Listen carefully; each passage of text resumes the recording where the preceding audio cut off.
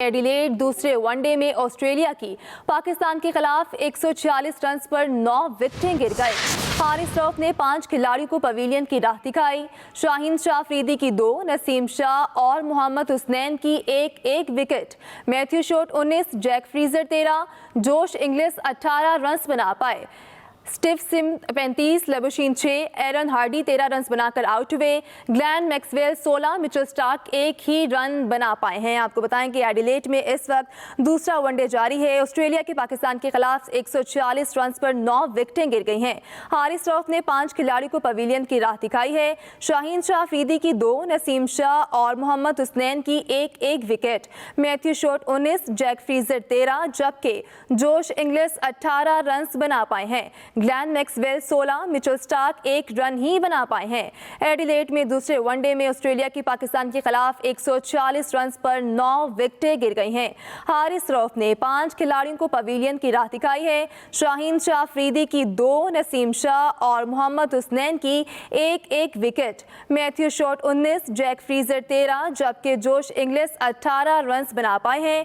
आपको बताएं कि Glenn Maxwell 16, Mitchell Starc 1 run ही बना पाए हैं। एडिलेड दूसरे वनडे में ऑस्ट्रेलिया की पाकिस्तान के खिलाफ 140 रन पर 9 विकेटें गिर गई हैं। हारिस रऊफ ने 5 खिलाड़ियों को पवेलियन की राह दिखाई है। इसी पर बात करने के लिए हमारे साथ मौजूद हैं सीनियर तजियाकार सलीम खालिक साहब और स्पोर्ट्स एडिटर जाहिद मकसूद साहब। सबसे पहले बात करते हैं हमारे स्पोर्ट्स एडिटर जाहिद मकसूद साहब से। जाहिद साहब, बताइएगा कैसी कारकर्दगी की गई है अब तक हमारी पाकिस्तानी टीम की जानिब से, मुनासिब, बेहतरीन, क्या देख रहे हैं आप? देखिए, आज के मैच में टॉस जीता था मोहम्मद रिजवान ने और उन्होंने पिच को देखते हुए जो है फील्डिंग का फैसला किया, जो बिल्कुल ही सही साबित हुआ, क्योंकि इस वक्त तक 32 ओवर्स का खेल हो चुका है। 147 पे 9 विकेटें गिर चुकी हैं ऑस्ट्रेलिया की। पाकिस्तानी बॉलर्स मुकम्मल तौर पर मैच पर छाए हुए हैं। फास्ट बॉलर्स ने बहुत ही नपी तुली बॉलिंग की है। जैसा आपने खुद कहा कि हारिस रऊफ जो है वो 5 विकेटें ले चुके हैं और दूसरा रिकॉर्ड मोहम्मद रिजवान बना चुके हैं। उनका हाईएस्ट आज तक उन्होंने वनडे में 4 विकेटें ली थी और इस वक्त तक 6 कैचेस विकेटों के पीछे कर चुके हैं। तो इब्तदा में 21 रन जोड़े थे ऑस्ट्रेलियाई ओपनर्स ने। लगता ऐसा था तो वो अपने जारहाना मूड में, जैसा उनका स्टाइल है ऑस्ट्रेलियाई टीम का, उसी तरह से ही खेलना चाहते हैं। 21 पर जब पाकिस्तान को पहली कामयाबी मिली, शाहीन अफरीदी ने आउट किया था जैक फ्रेजर को, उसके बाद मुकम्मल तौर पर पाकिस्तानी बॉलर्स खेल पर छाए रहे। हाँ, ये हुआ है कि एक मुश्किल मौके पे शाहीन अफरीदी जो है वो बाउंड्री पर मौजूद थे।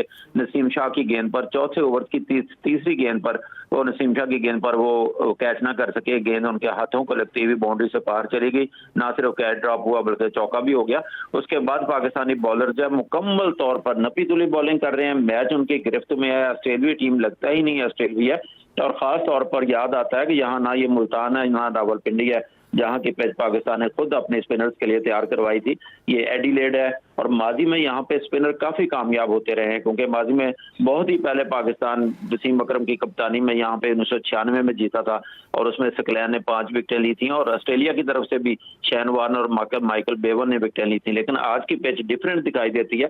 टोको की जा रही थी और कहा भी जा रहा था कि शायद फैसल अकरम या इरफान मिन्हास को शामिल किया जाए, स्पिन बॉलिंग मजबूत की जाए, लेकिन प्लेइंग 11 में कोई तब्दीली नहीं की गई। कप्तान ने और टीम मैनेजमेंट ने, असद शफीक जो वहां पे सिलेक्टर हैं, उनकी मुशावरत से टीम बनाई और कोई चेंज नहीं की थी। ऑस्ट्रेलिया ने एक चेंज की थी, उन्होंने शेन अब्बड़ की जगह जोश हैजलवुड को डाला और यकीनी तौर पर ऑस्ट्रेलियाई बॉलर जो है वो इस पिच पे एक अच्छी कारकर्दगी दिखा सकते हैं। लेकिन अभी तक पाकिस्तान मुकम्मल तौर पर मैच पाकिस्तान की गिरफ्त में है। बहुत ही अच्छी बॉलिंग की है पाकिस्तानी बॉलर्स ने और कप्तान को बिल्कुल मायूस नहीं किया और कप्तान भी विकेटों के पीछे अब तक 6 कैच ले चुके हैं। जी, जाहिद साहब साथ ही रहेगा। सलीम खालिक साहब, आपकी जानिब आना चाहूँगी। आप बताइएगा, कप्तान की जानिब से फील्डिंग का पहले फैसला करना, आप क्या समझते हैं, किस कदर ये दुरुस्त फैसला था? देखिए, जिस वक्त हम लोग स्टैट्स देख रहे थे कल, जैसे मैंने प्रीव्यू बनाते हुए देखा था सारा, तो ये पता लगा था कि ये पिच जो है यहाँ से पहले बैटिंग करने वाली टीमें ज्यादा जीती हैं और एवरेज स्कोर भी 270-280 था। जो पाकिस्तान ने भी यहाँ आखिरी मैच खेला था, दोनों टीमों ने 300 प्लस किए थे। पाकिस्तान हारा था, बाबर ने सेंचुरी बनाई थी। लेकिन जो यहाँ शेफील्ड शील्ड का आखिरी मैच हुआ था उसमें बॉलर्स छाए रहे थे। इट्स मीन की पिच थोड़ी चेंज हुई है और ऑस्ट्रेलिया की जो भी पिच हो वो ज़ाहिर है हमारे मुल्तान या पिंडी जैसी नहीं होती, वहां पे बाउंस तो होता ही है, चाहे हम जितना भी उसको बोले। कि ये पिच बैट्समैनों के लिए साजगार है वो। तो हम लोग तो यहाँ दूर बैठे हैं, तो वहाँ पाकिस्तान टीम मौजूद है, जेसन गिलेस्पी कोच भी हैं, लोकल कोच, उनको तजुर्बा भी बहुत है, पिच का हालिया कंडीशंस का भी उनको पता है। तो ये सब कुछ देख के ही इन्होंने टॉस जीतकर पहले फील्डिंग का फैसला किया होगा और टीम में कोई चेंज नहीं हुई होगी, क्योंकि क्रिकेट में तो जो लिखा हुआ होता है, हिस्ट्री जो होती है, वो जरूरी नहीं है कि हमेशा वैसे ही हो, आपको ग्राउंड रियलिटीज नहीं देखनी पड़ती है।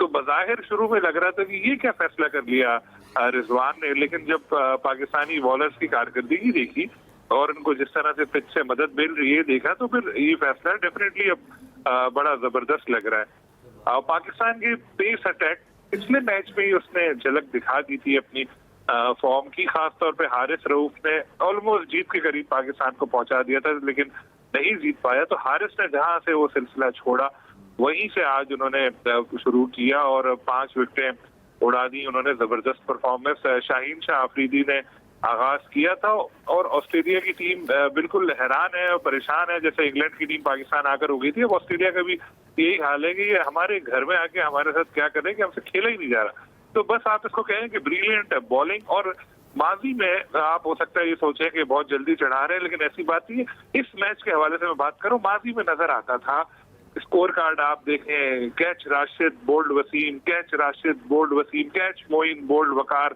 इस तरह के बहुत नजर आता था। तो इस मैच का अगर आप स्कोर कार्ड देखें तो जिस तरह रिजवान के पास कैचेस गए हैं और उन्होंने सारे मौके जो है वो कैप्चर भी किए, 6 शिकार कर चुके हैं। सरफराज के बाद दूसरे विकेट कीपर बने जिन्होंने 6 कैचेस लिए।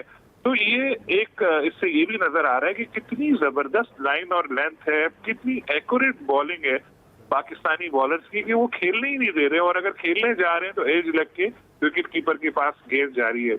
तो ये पुराने जमाने की याद ताजा कर रहे हैं पाकिस्तानी बॉलर। मगर हम अभी खुश तो हैं, लेकिन इतने खुश इसलिए नहीं है कि हमें अपनी बैटिंग को देख के भी थोड़ी फिक्र नजर आती है कि भाई कहीं हमारे बैट्समैन भी किस तरह से खेलते हैं, क्या करते हैं।